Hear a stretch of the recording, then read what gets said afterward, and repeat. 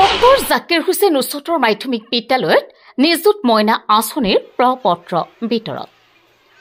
ৰাজ্যৰ মহাবিদ্যালয় কালি অসম চৰকাৰৰ নিযুত মইনা 2.0 আঁচনিৰ প্ৰপত্ৰ আনুষ্ঠানিকভাৱে বিতৰণৰ শুভাৰম্ভ কৰা হয়। তদুপলক্ষে বৰপেটা জিলাৰ চেঙা সমষ্টিৰ অন্তৰ্গত ডক্টৰ জাকিৰ হুছেইন উচ্চতৰ মাধ্যমিক বিদ্যালয়ত এই আঁচনিৰ প্ৰপত্ৰ বিতৰণ কৰা হয়। কালি মুখ্যমন্ত্ৰীয়ে কেন্দ্ৰীয়ভাৱে আঁচনিৰ শুভাৰম্ভ কৰাৰ লগতে আজি বিদ্যালয় চৰকাৰীভাৱে 11 বজাত সভা আহ্বান কৰি নিযুত মইনা 2.0 আঁচনিৰ অন্তৰ্ভুক্ত হোৱা ছাত্ৰীসকলক প্ৰপত্ৰ বিতৰণৰ বাবে ডক্টৰ জাকিৰ হুছেইন উচ্চতৰ মাধ্যমিক বিদ্যালয়তো এখন সভাৰ আয়োজন কৰা হয়। উক্ত আঁচনিৰ প্ৰপত্ৰ বিতৰণ অনুষ্ঠানত চৰকাৰীভাৱে নিয়োগ কৰা বিষয়া তথা মন্ত্ৰীয়া খণ্ড উন্নয়ন বিষয়া শ্ৰী নৱৰত্ন পাটোৱাৰীৰ অনুপস্থিতিত বিদ্যালয়ৰ অধ্যক্ষ ৰফিকুল হাছানে শুভাৰম্ভ কৰে। জানিব পৰা মতে বিদ্যালয়খনৰ ভাৰপ্ৰাপ্ত অধ্যক্ষ ৰফিকুল হাছানৰ সভাপতিত্বত আৰু বিদ্যালয়ৰ শিক্ষকৰ আক্ৰামা জামালে আঁঠৰা সভাত ছাত্ৰ একতা সভাৰ তত্বাৱধায়ক চাহাব উদ্দিনে উদ্দেশ্য ব্যাখ্যা কৰে। সভাত বিদ্যালয়খনৰ শিক্ষক ক্ৰমে ৰফিকুল ইছলাম মণ্ডল, খাদিজা আহমেদে ভাষণ প্ৰদান কৰি চৰকাৰৰ এই আঁচনিৰ প্ৰশংসা কৰে। উল্লেখ্য যে নিযুত মইনা 2.0 আঁচনিত বিদ্যালয়খনৰ সৰ্বমুঠ 204 গৰাকী ছাত্ৰী অন্তৰ্ভুক্ত হৈছে যদিও আজি ইয়াৰে 3 গৰাকী ছাত্ৰীক প্ৰপত্ৰ প্ৰদান কৰি শুভাৰম্ভ কৰা হয়। পৰ্যায়ক্ৰমে আঁচনিৰ অন্তৰ্ভুক্ত সকলো ছাত্ৰীকে প্ৰপত্ৰ প্ৰদান কৰা হ'ব বুলি জানিবলৈ দিয়ে বিদ্যালয়ৰ কৰ্তৃপক্ষই। নিউজ টেক্স ৰিপোৰ্ট MT নিউজ। অসম চৰকাৰৰ এক অভিলাষী আঁচনি নিযুত মইনা আঁচনি, যি আঁচনিয়ে গোটেই অসমৰ বিশ্ববিদ্যালয়, মহাবিদ্যালয় আৰু বিদ্যালয়সমূহক সামৰি লৈছে।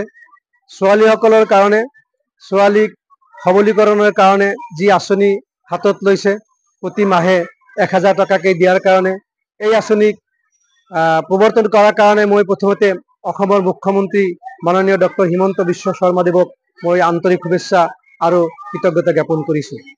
এই আঁচনিয়ে নিশ্চয় বিদ্যালয়, মহাবিদ্যালয় আৰু বিশ্ববিদ্যালয়ত অধ্যয়নৰত ছাত্ৰ ছাত্ৰীসকলৰ বহুতোখিনি উপকাৰ হ'ব।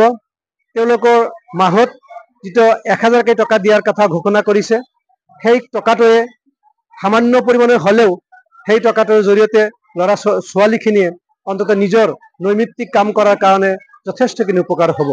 সেই আঁচনিক সৰগত কৰি, সেই আঁচনিক মানি আমি অসম চৰকাৰৰ নিৰ্দেশ মানি আজি আমাৰ মহাবিদ্যালয়খনত নিযুত মইনা আঁচনিৰ প্ৰপত্ৰ বিতৰণ অনুষ্ঠান সম্পন্ন কৰিলোঁ।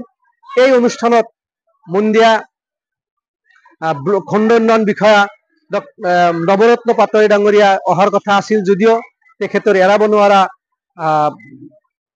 কাৰ্যসূচীৰ কাৰণে তেখেতে মোলৈ এখন মেছেজ দিছে আৰু এই কাৰ্য মোৰ জৰিয়তে সম্পন্ন কৰিবৰ কাৰণে মোক তেখেত পৰামৰ্শ দিছে, যাৰ কাৰণে আজি তেখেতৰ হৈ আমাৰ বিদ্যালয়ত এই নিযুত মইনা আঁচনিৰ আমি শুভ উদ্বোধন কৰিলোঁ আৰু ছাত্ৰ ছাত্ৰীসকলৰ মাজত প্ৰপত্ৰ বিতৰণ কাৰ্যসূচী শুভাৰম্ভ কৰিলোঁ।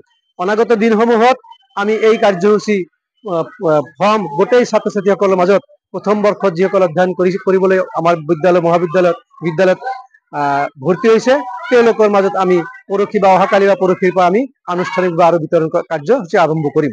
গতিকে মই আশা ৰাখিছোঁ আপোনালোকৰ চেনেলৰ যোগেদি যে ল'ৰা ছোৱালীখিনিক এই সবলীকৰণৰ জৰিয়তে যথেষ্ট উপকৃত হ'ব আৰু সদৌ মই আমাৰ অসম চৰকাৰক মই ধন্যবাদ জনাইছোঁ যে এই আঁচনি তেখেতসকলে প্ৰৱৰ্তন কৰাৰ কাৰণে।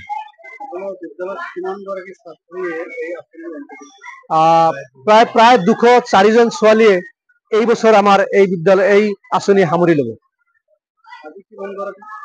আজি আমি আনুষ্ঠানিকভাৱে 3 গৰাকী ছাত্ৰীক আমি প্ৰপত্ৰ বিতৰণ কৰিলোঁ আৰু অহাকালিৰ পৰা আমি সেইখিনি বাকী ছোৱালীখিনিক বিতৰণ কৰাৰ কাৰণে ব্যৱস্থা গ্ৰহণ কৰিছোঁ ইতিমধ্যে।